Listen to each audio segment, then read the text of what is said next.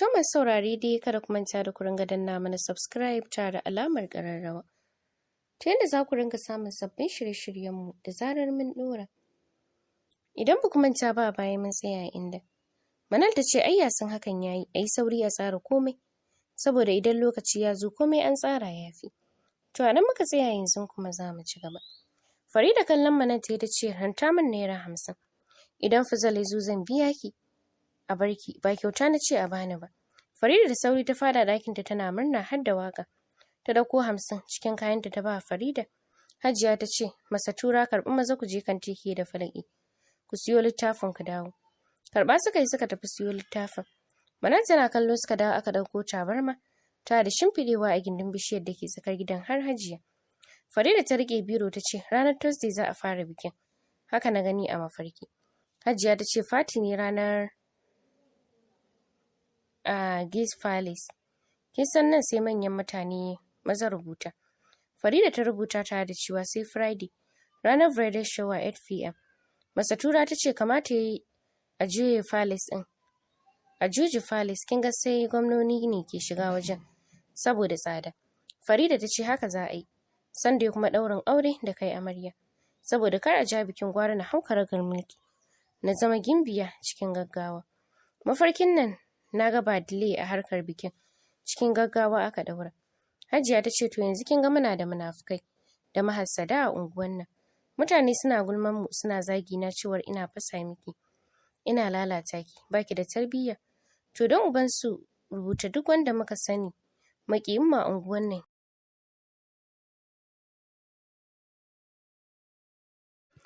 Ya zo aurenki za mu sa a ci ubansu. Farida ta ce fire for fire. Wallahi duk sai mun rama za su ci ubansu. Masatura ta ce haka maman Hanif ma. Ta dinga mana dariya. Wai ina mijin mafarki yake. Da sauri Hajiya ta ce munafuka. Sai an yi auren su lallaɓo su ce za su kulla alaka dan a taimaka musu to ƙarya suke yi ba su isa ba. Farida ta ce waye isa ma ya zo gidan sarautata. Ya ce zai dinga nuna min yadda zan gudanar da zamana a masarauta.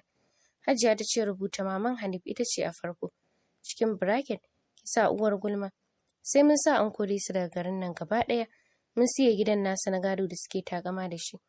Haka Farida ta rubuta kuwa. Hajiya ta ce ta biyu Hajiya Abu. Naga tana min gani kwanan nan. Rubuta ta dole ta ci ubanta. Nan gaba. Nan ma aka rubuta. Hajiya ta ce saka sunan Malam Zikirila. Rannan har da yi min wa'azi. Wani dinga kula da tarbiyyarki. Ka ji munafiki. Yarsa na lalata da zai dame ni da bakin ciki. Farida ta rubuta Malam Zikirilla. Prison na shekara 10 a gidan yari. Rada Hajiya ta yi wa Farida ta ce rubuta Manal a ciki tsinanniya. Na tsane ta, so nake ana auren a ɗauke ta a gida. Aiki a gida. Ko kuma kafin auren ki mu kai ta can aikin bauta. Manal bata iya karatu da rubutu ba. A gabanta aka rubuta sunanta da duk irin azabar da za a gana mata. Ba tare da ta gane ba. Ita dai tana mamaki akan za a auri mai kuɗi ɗan sarki. Sai auren wulaƙanta mutane. Kuma tun ba a yi auren ba. Yazid ne ya fito cikin koɗaɗɗiyar shiddarsa Fij. Zai fita ya ce, Manal tashi ba na son ki shiga wannan haukar. Wannan mijin da ake lissafi duk a mafarki ake ganinsa. Manal ta ce ban gane ba. A takaice ba ta labari a gaban kuma Sajiya. Manal saboda dariya har da faɗuwa a ƙasa. Tana ƙwalla ta ce, wai dama a mafarki ne? Hajiya ce ta ɓata rai. Matuƙa ta ja haushi. Manal shiru ta yi ganin rai zai ɓaci ta ce fatan alheri nake miki Aunt Farida. Allah ya tabbatar. Yanzu da hannunta ya riƙe tare da janta gefe ya ce ba na son faɗa. Kar ki shiga harkar su bari ku zo kuna tayarwa malam hankali. Idan aiki ne ko mene idan ba su yi ba ki. Gidan nan ƙazamai ne idan baki gyara babu me yi. Ki yi haƙuri da rayuwa ki yi wa Hajiya biyayya. Ita ma Farida ta girme ki ki mata biyayya. Na san halinki da shiga abin da ba ruwanki. Wallahi na ji an yi faɗa da ke sai na miki dukan tsiya a gidan nan. Ba ruwanki. Duk abin da za su yi ba ruwanki kin ji na faɗa miki. Ki jira zan yi ƙoƙari na saka ki a makarantar boko da Islamiyya. Ko ta gwamnati ce. Sannan zan dinga koya miki karatu da kaina a gida. Manal tana murna ta ce to yayi insha Allah. Fita ita kuma ta koma ɗakinta. Kwanan Manal ɗaya a gidan ta fara aikin gidan kamar jaka. Komai ita ke yi. Ga yaya Yazid ya hana ta taƙi. Idan baya nan ita ce take kula da komai na mahaifinsu Malam. Su kuwa su Farida shirye-shirye suke yi na zuwan ɗan sarki abinsu. Yazid gaba ɗaya ta gama ƙare masa da talauci, ga ba gonakin malam yanzu, babu mai nemowa sai shi. Makarantar ma da yake kurin zai sa Manan sai a ta Islamiyya ya saka ta kawai. Allah ya sa har boko ana koya musu. Idan ta dawo gida ta gama uban aikinta, Yazid kuma zai sa ta a gaba su yi karatu. A hankali Manan ta fara ɗan tsintar wani abu, sannan yana ƙoƙarin hana ta yin shigar su ta ƙauye. Yana ɗan sa ta a hanya kaɗan.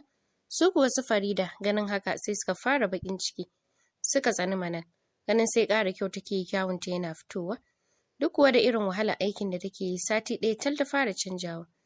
Tsoro ya kama Hajiya, ta ja Farida ɗaki ta ce, don ubanki Farida, tsoron kyawun yarinyar nan ya kama ni. Kin ga kyau haka kamar aljana? To wallahi ina tsoro kar Yarima Fuzan ya zo ta burge shi. Farida ta buga tsalle ta ce, wallahi kuwa, da sai na kashe mana har lahira da wuka. Yankan rago zan mata. Ni fa na tsani ma yanda ya yanzu da ke mata, ina nuna sun fi kusanci. Hajiya cikin raɗa ta ce, ni ai kau da kara ba wani abu bane a wajena. Mu je wajen Malam ɗan Haru a yi mana fata-fata da su. Mu raba su ya tsane ta. Sannan mu raba ta da gidan nan kawai shine kwanciyar hankali. Amma matuƙar muka kyale su, to za su ci mu da yaƙi. Satin mu nan 3 kacal, yau da dare Hajiya da Farida suka zo, suka saci jiki sai gidan Malam. Hajiya ta ce, Malam, na dawo akan yaron nan Yazid. Kaga duk yanda muka so mu raba shi da mahaifinsa abin ya ci tara. Talauci ma da muka ce ka ɗora masa ba laifi, wannan yayi. Amma duk da haka Malam, idan ya fita yana samowa, ai a toshe masa hanyar samun ko cika kawai. Malam ya ce shi fa yake ɗaukar nauyin ku, idan an hana shi nemawa zai kula da ku. Ai gwara a yi masa wanda zai koma sai abin da kika ce. Ko uwarsa ya daina tunawa kawai sai yanda kika yi da shi. Kin ga in ya samo kuɗin ke zai damƙawa. Hajiya ta ce Allah ya gani ba na son kuɗinsa. Ni da yarinya ta za ta auri ɗan sarki? Mai kuɗi nan kusa, me zan yi da kuɗin Yazid? Wanda bai wuce na shan garin kwaki ba. Ni ba na buƙatar biyayyarsa, ko kuɗinsa na kusa zama mai kuɗi nima. Sannan idan na yi kuɗin shi zai min biyayya dole. Kawai buƙata ta ka raba shi da ‘yar uwarsa Manan. Yana son ta kuma uwarsu ɗaya ubansu ɗaya. Ko uwarta kar ka bari ta tuna, shi ma haka. A raba su kawai, shi ya zauna tare da mu kamar yadda muke a baya. Ita kuma a jefa ta duniya kawai ta tafi ta bar mana gida. Kuma mahaifinsu Malam shi ma kar ya tuna da wata Manal, kawai a rufe shafinta. Malam ya yi dariyar mugunta ya ce, ajiye 10,000 ki tafi cikin kwana 3 ya dawo. Ki bani labari. Hajiya duk masifa ba ta rasa kuɗin gidan Malam. Haka ta zube masa 10,000 kash suka tafi gida. Tun ranar bayan kwana 4 tsakani, shi ya zida haka kawai ya ji sam ya manta ma yana da ƙanwa wata Manal. Malam cikin kwana 3 sam bai san wata Manal ba shi ma. Ita kuma Manal sam asiri bai kama ta ba. Allah bai yi tsafin zai ci Manal ba. Ita tana hayyacinta.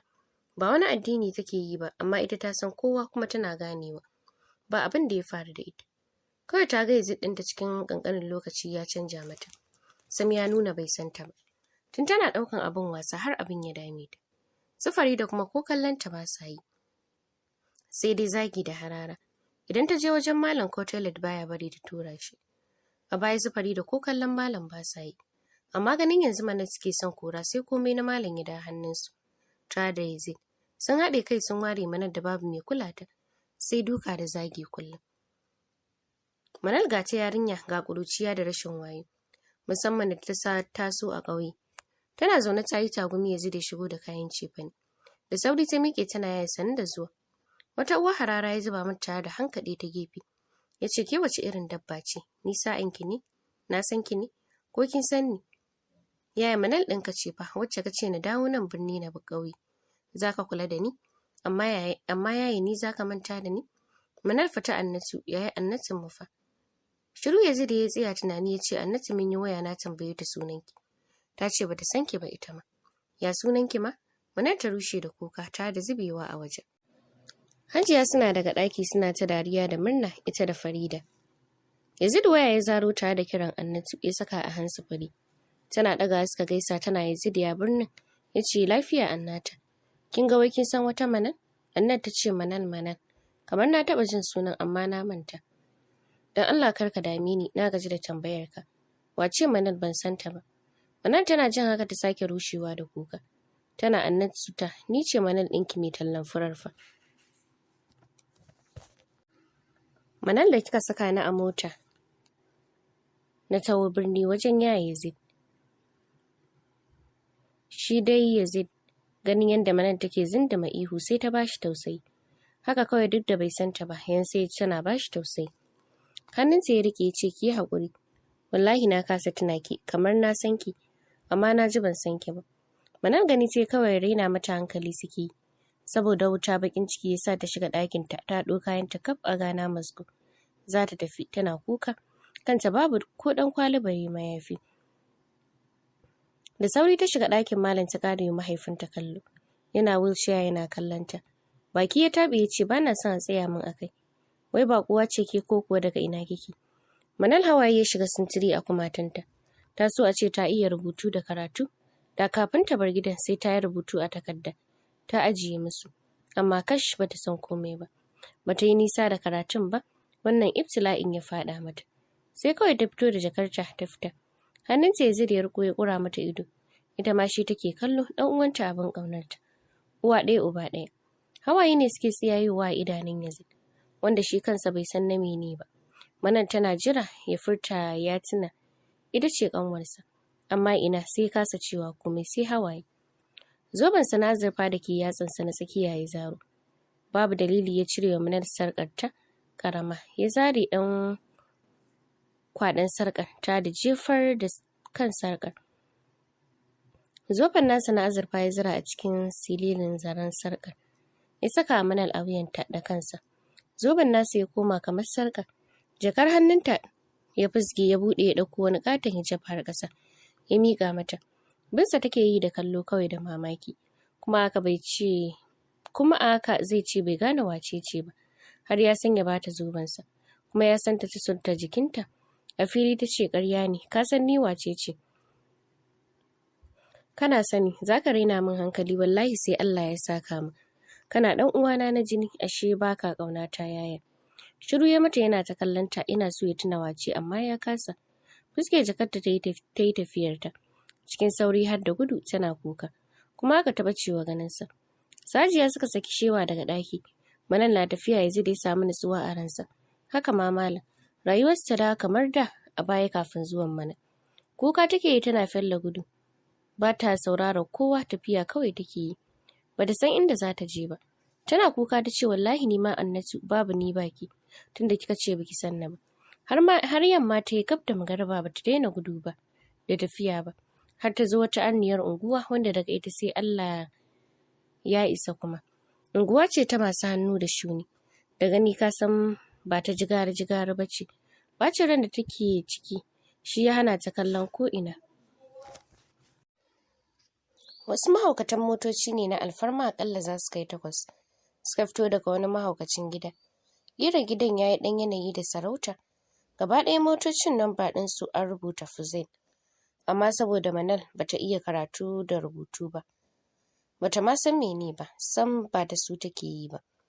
Fuzail da ke hakimci a bayan mota yana karanta jarida. Ya dago da kansa kenan ya yi ido biyu da Manal. Wata ƙara ya saki ta da furta horo. Oh my god. Idonsa ya rufe kam yana ihu. Horo a yi sauri a wuce wajen. Aiko motoci suka fisga da matsiyacin gudu. Ta da barin layin kamar za su tashi sama ta gilas. A tsorace yake kallon horo. Manal, Tamiru tana masifa ita kadai tana kuka. Kuma har naushin iska take yi saboda ɓacin rai. Gashi bata san ina za ta je ba. Ganin unguwar ba kowa ga dare yayi. Sai karnuka ke sintiri a ciki. Sai ta ja jikinta ta koma unguwar talakawa inda mutane ke hada-hada. Fiye wata ta siya da ragowar kuɗin da ke hannunta ta sha. Ta da yin alwala ta shimfiɗa ɗan kwalinta tare da gabatar da sallar magariba da isha. Bata saba da addu'a ba. Ga matsala jingim a kanta. To masu saurari za mu dakata a nan sai mun ƙara haɗuwa da ku a cikin shiri na gaba.